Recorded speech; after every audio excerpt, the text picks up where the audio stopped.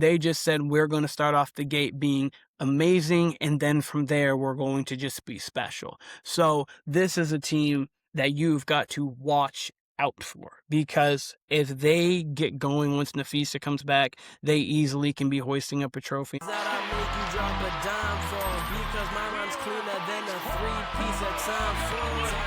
And now it is time for me to be back on my bully days. Best in this bully, I'm back on the track. The Commissioner's Cup has started in the WNBA. Had a great weekend of basketball, a lot of news, and much more. We're going to get into it here on Splash with your host, Keenan Warner.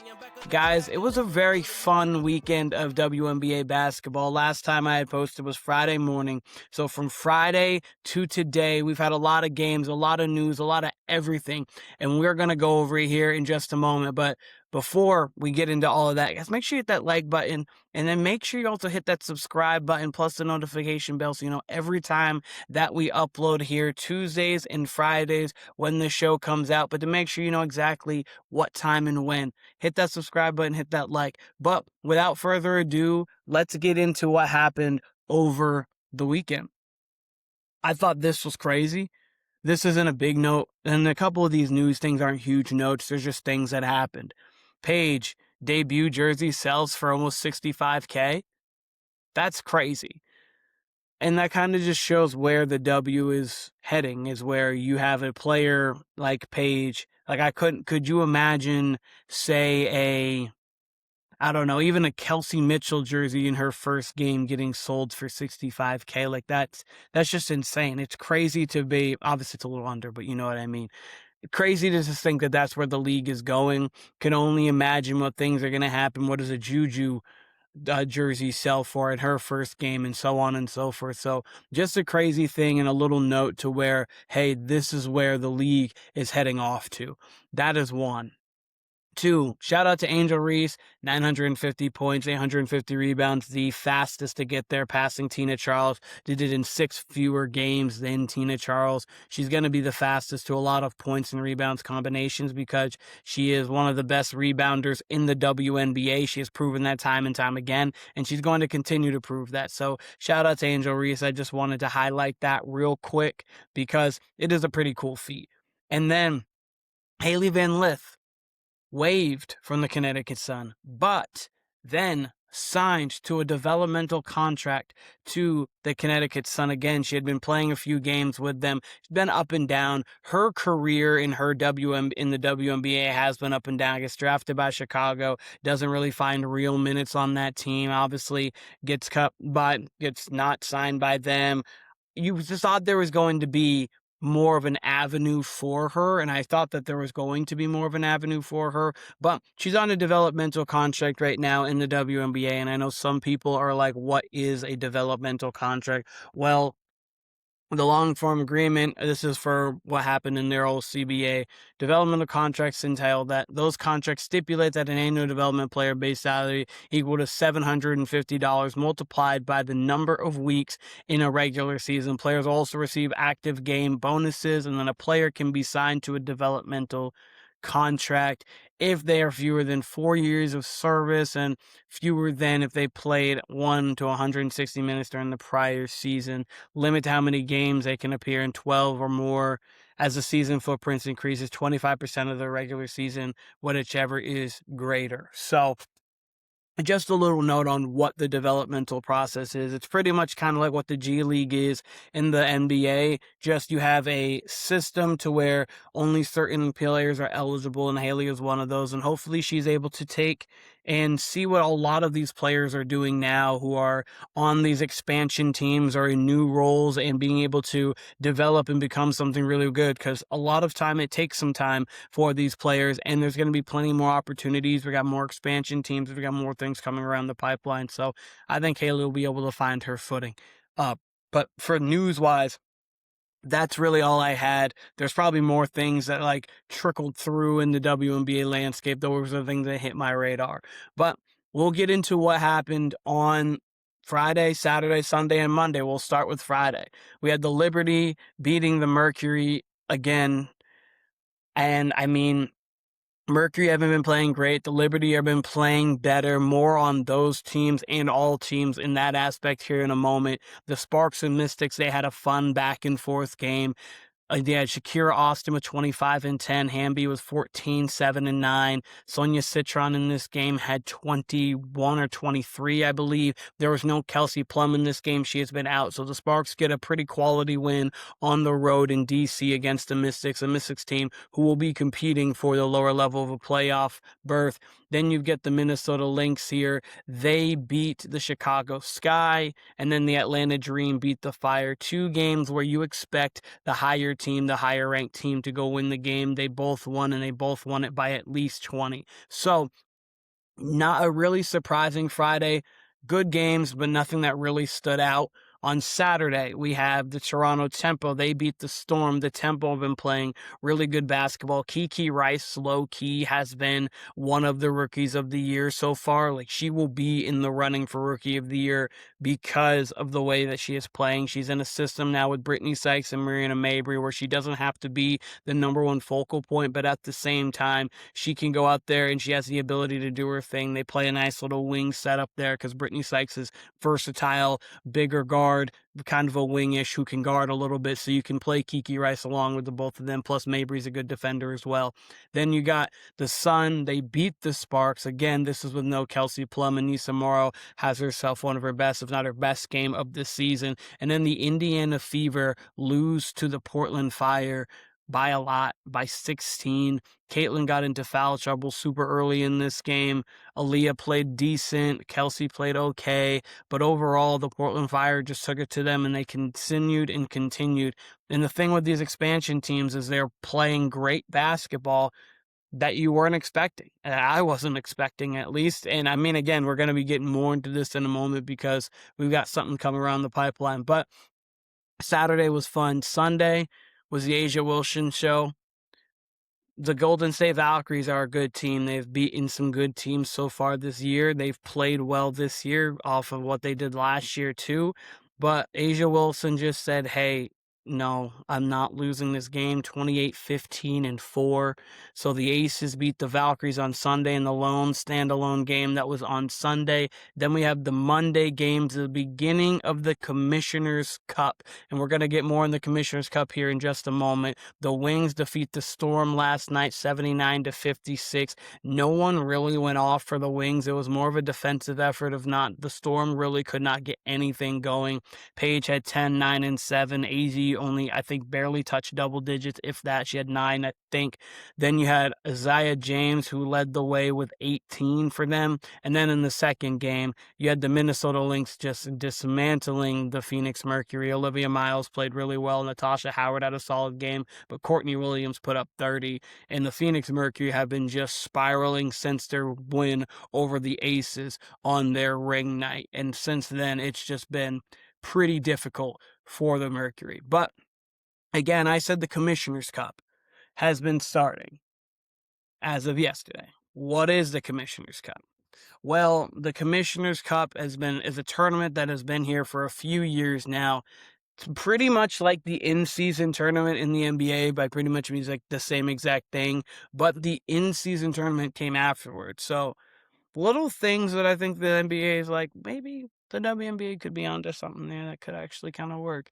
I mean, again, reset timeouts. My brother and I on the Warner Brothers podcast, we have talked about it multiple times. So the NBA needs to adopt the reset timeout because we know you want to move the ball up, but there's just so many stoppage.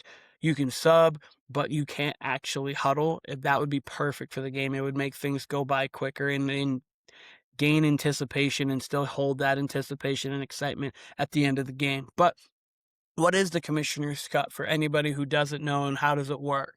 So it's a 49-game schedule. Basically, every team will play every team in their conference from June 1st to June 17th. That is this year. And then each team with the best record will play for the 50th game, will play in the Cup final. We'll go over who has won that in the past and kind of what that means for winning that in the past. hosted by the team with the best percentage. So if one team was 5-2 and then one team was 4-3, that 5-2 team is going to have the home game during that. And then the Players Cup will compete for a pool tallying of $500,000. The sixth annual, and you have to think, obviously, with these new contracts, this doesn't mean as much as it did before, even though it's still big. But before this was a massive amount of pay for a lot of the WNBA players. So it was like, oh, let's go win this thing because we want to get much more money. So all 15 teams competing over 200,000 donations. They have charities. Each team has their own charity that they donate to.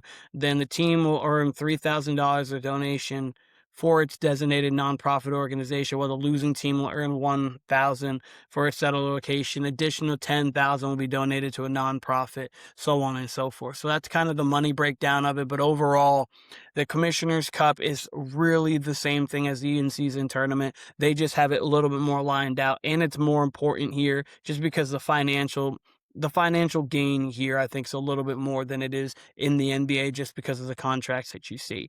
This is the past winners of the Commissioner's Cup. The Seattle Storm 1 year won. They beat the Connecticut Sun, Brianna Stewart MVP. Vegas over the Sky, Chelsea Gray MVP.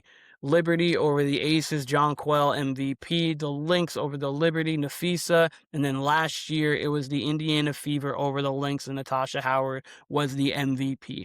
Why does the Commissioner's Cup actually matter and can give you an insight on what's going on for the rest of the season? Well, every single year, the winner of the Commissioner's Cup has gone to the finals except for the first year, which was the Seattle Storm, as you see here. But the Seattle Storm didn't go to the championship because Brianna Stewart, their best player, hurt her foot and had to miss the back half of the season and then missed the entire playoff run. So they won it the year before, and they were poised to go back-to-back, but Stewie hurt her foot. Then the next year, Vegas, with Vegas winning it all, they won it all in the WNBA finals. Next year after that, the Liberty beat the Aces, and then they lost in the finals to the Aces, but they made it all the way to the finals.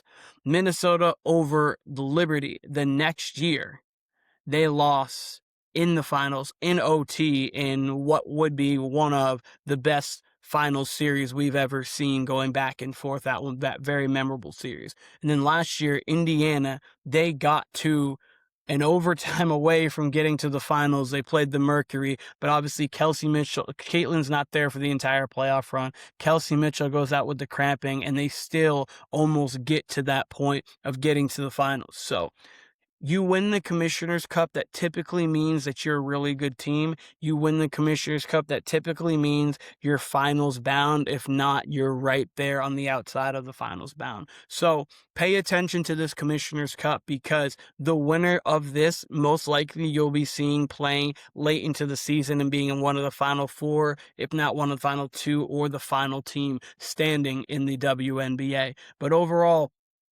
it's going to be fun. I like the Commissioner's Cup. All these players take it very seriously. So I just think it's really fun. And guys, we're at the point where normally I go with my splash highlights, or I'll go with something else, something that I want to talk about before we get out of here for the day. And today I want to start something new. The Echelon. It's Keenan's bi-weekly WNBA rankings. So this is essentially kind of like what the power rankings are, but they're not the power rankings, because it's not only based on what's gone on in the last week. What this is, I have a little formula for it. I'll read it off to you. It's 40% record. So obviously what you're doing this year certainly matters, and it matters the most. Your win quality being at 30%. So obviously if you're getting quality wins, so a win over the Liberty or the Aces is going to mean more than a win over the Storm or the Connecticut Sun. No disrespect to those teams, just not at the same level. 10% on projection, where I think you're going to go by the end of the year. Do I think this is going to turn around? Do you have maybe some injuries that got into the way of what's going on? 10% preseason ranking for right now. That will change as we go on, but obviously we're so early into the season. What I thought a team was going to be early on this season, maybe you're going to more lean into that. And then 10% eye test. What do I think when I'm watching this? How do I feel like this is going on? So this isn't just like a snapshot of, oh, this week this team has to be at the top because they went 2-0, and this team has to be much below them because they went 1-1. It's kind of a tier system, but I don't have it in tiers. I have it listed 15 through 1. So let's get into it real quick. Right here, this is my preseason rankings, or predictions, I should say. Going into the season, this is what I had. This is their 2025 record, so don't pay attention to the records. But I thought that this was going to be how the standings fell by the time we got to the end of the season. At 15, we have the Portland Fire, 14, the Toronto Tempo, 13, the Connecticut Sun, 12, the Golden State Valkyries, 11, the Seattle Storm, 10, the Mystics, 9, the Lynx, 8, the Sky, 7, the Sparks, 6, the Mercury, 5, the Dream, 4, the Wings, 3, the Liberty, 2, the Aces, 1, the Indiana Fever. This is how I thought that the league was going to go in going into the playoffs. This is still prediction-wise right there, but so far this year, this has not been the way things are gone.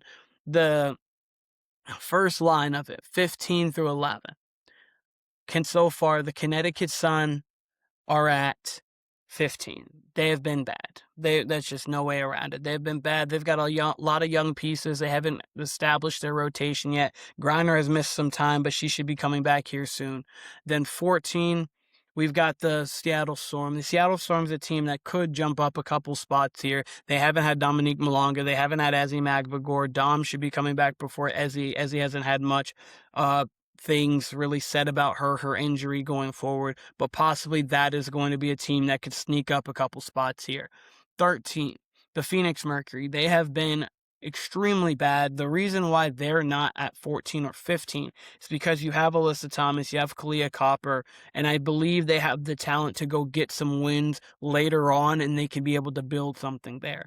At 12, you got the Chicago Sky. The Chicago Sky obviously started the season really well. They lost Rakia Jackson, which is a huge loss for them for the season, but you still have Skylar Diggins, you still have Camila Cardozo, you still have other pieces on that roster that you should be able to get going during the season and be able to be within that 9 to 10 range. I think that they have enough on this team. Let me also mention Natasha Cloud, Ezra Stevens, Gabriella Hawkes has been out, Dejanay Carrington has been out. So I think there's going to be people entering this lineup and being able to really give this team a punch where they can maybe compete for the bottom of the playoffs. And then 11, the Washington Mystics. This is where I thought they would kind of be throughout the entirety of the year, a team that's a tough out every single game that you play them, competing for the playoffs, but a little bit too young and doesn't have it to get there quite yet. So that is the 5 that I have in that position. In the next 5, 10 through 6, we've got the Toronto Tempo. Was not expecting this. Was not expecting the expansion teams. But again, we saw the Golden State Valkyries last year go and they made the playoffs as an expansion team. I mean, I didn't know where to rank them, but I figured with how many players that they did have, that obviously they had to take from other teams and such, that they wouldn't be that great coming out the bat, but they'd be able to kind of grow. They've been really good because Marina Mabry has been great, Brittany Sykes has been great, and Kiki Rice, as I talked about a little bit about earlier, has been super, super impressive as a rookie this season. The Toronto Tempo is a team that's going to be here to stay. I don't think that this is a fluke start of being above 500. I do think they're going to be a team that can compete for a playoff spot this year, and they're going to be within that Washington Mystics realm where every night if you don't come to play against this team can get you out of there. And they have Timmy Fagbenle coming back and going at some point during the season. That will actually add some versatility and some scoring to that offensive punchline, plus some defense as well. 9, the Sparks. The sparks are there, unfortunately, because Kelsey Plum has been out a little bit. They had some high highs beating Vegas in that barn burner that they had where Kelsey had 38. But they've also had some losses where you're like, okay, don't love that loss here. But overall, I think the Sparks are good. They're a team that right now, if I had to bet, I would bet them being in the playoffs. I think fully healthy, they're one of the 8 best teams in the WNBA. At 8, though, you've got to give respect to what the Portland Fire have been doing. Looking at the rosters between the Tempo and the Fire, I thought that the Fire were going to be the worst of the two going into the season just because I didn't think they really had much firepower on their roster. They got a lot of nice outside pieces, but they didn't have a star or anyone that was going to be able to really get them a lot of wins against the upper echelon in the WNBA. I was wrong. I wasn't wrong so far. We'll see how the rest of the season goes, but Carla Late has been playing great.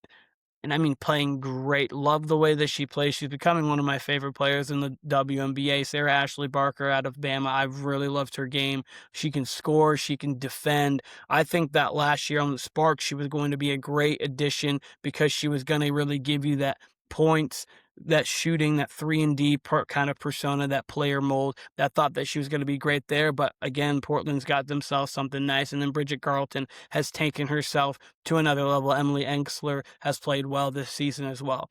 The Indiana Fever at 7. Well, the Indiana Fever have not been exactly what we thought they were going to be this year, or a lot of people thought they were going to be this year.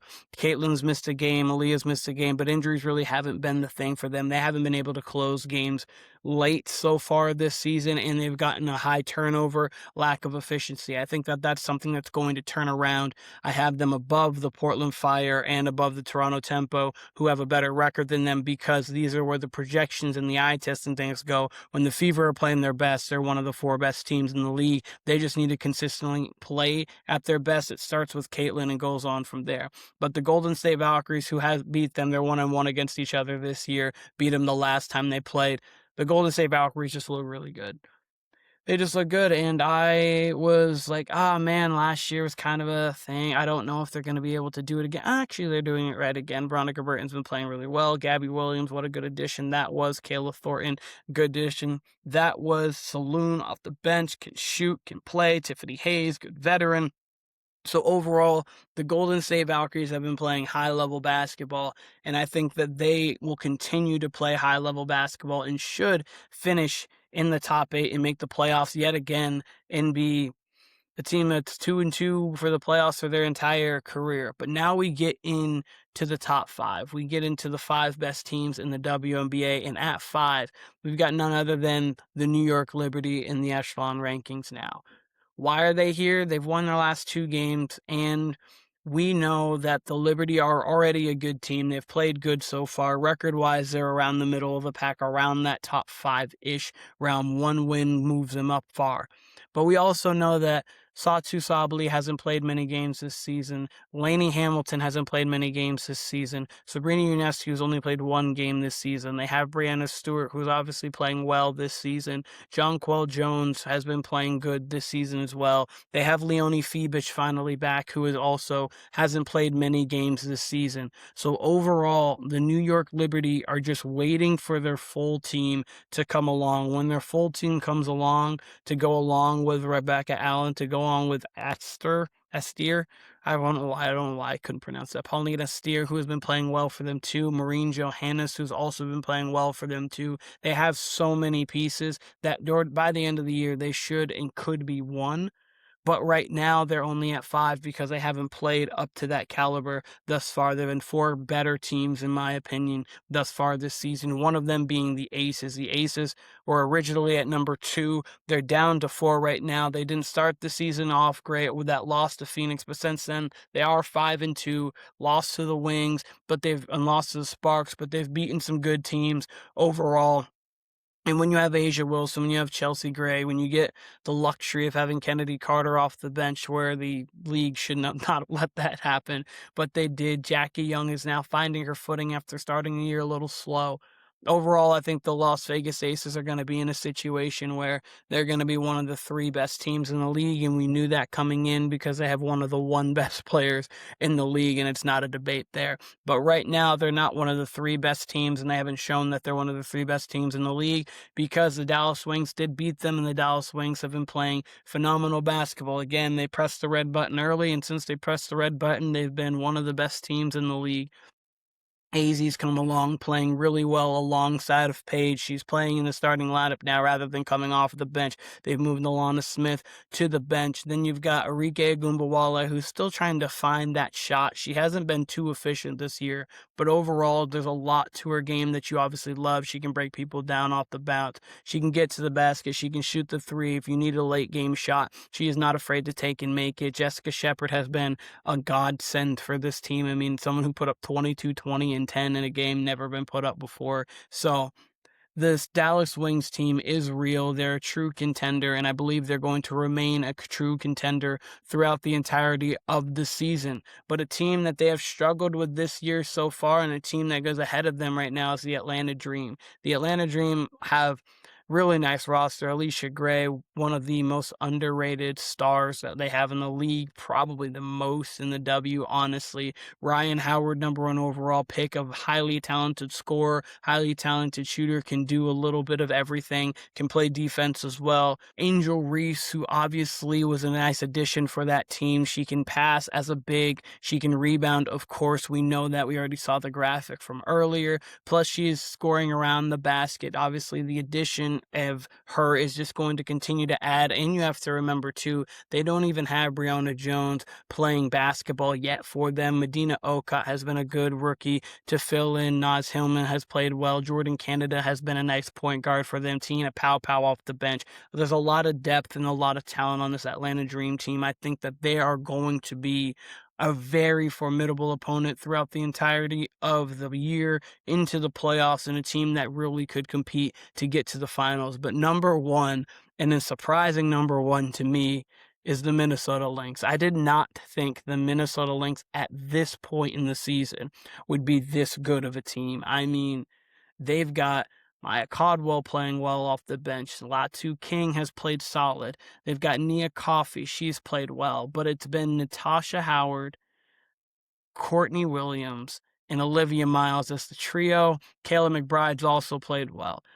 This team without Nafisa Collier could go to the second round of the playoffs with the way that they're playing, because Natasha Howard's had some sort of just, she's hey, okay, let me go step up because Nafisa's not here. Let me go do it.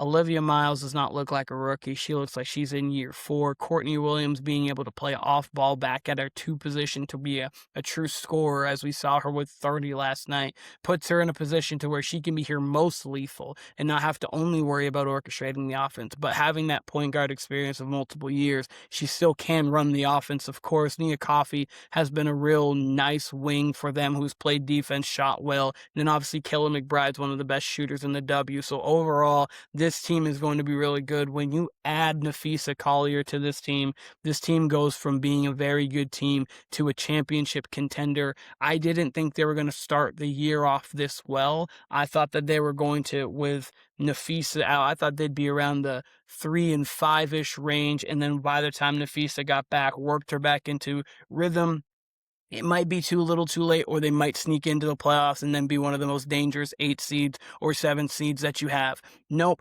They just said, we're going to start off the gate being amazing, and then from there, we're going to just be special. So this is a team that you've got to watch out for, because if they get going once Nafisa comes back, they easily can be hoisting up a trophy, and we know how good of a coach Cheryl Reeves is.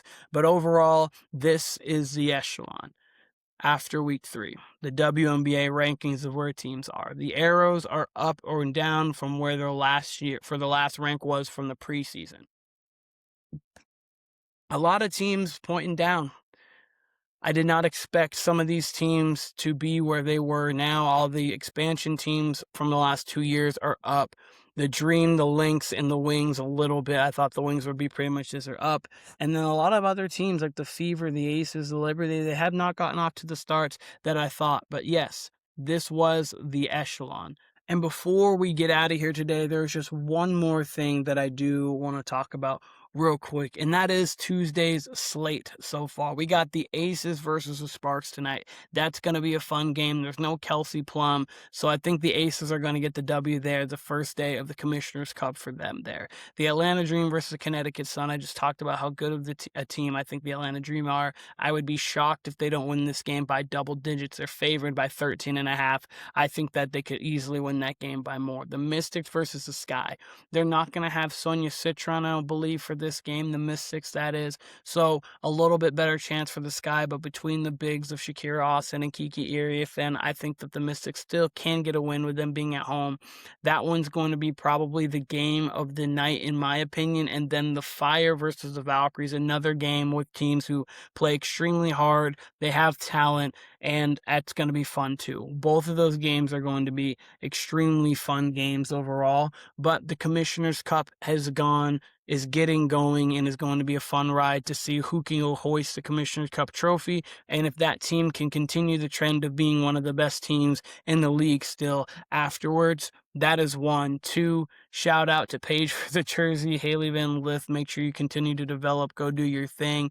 Angel Reese, congratulations on the 950, 850, and then none other than we had the Echelon, guys. The first edition of the Echelon, week 3. We're going to be doing this bi-weekly, so we'll be looking for this again week 5. But again, we started off in the beginning, we started at the end. If you're here, if you're at this point, hit that like button, hit the subscribe, hit the notification bell so you know when this gets uploaded every Tuesdays and Fridays. We're coming to you with this. But this has been Splash. I am your host, Keenan Warner. I appreciate all of you guys, and we'll be seeing you guys again on Friday very soon.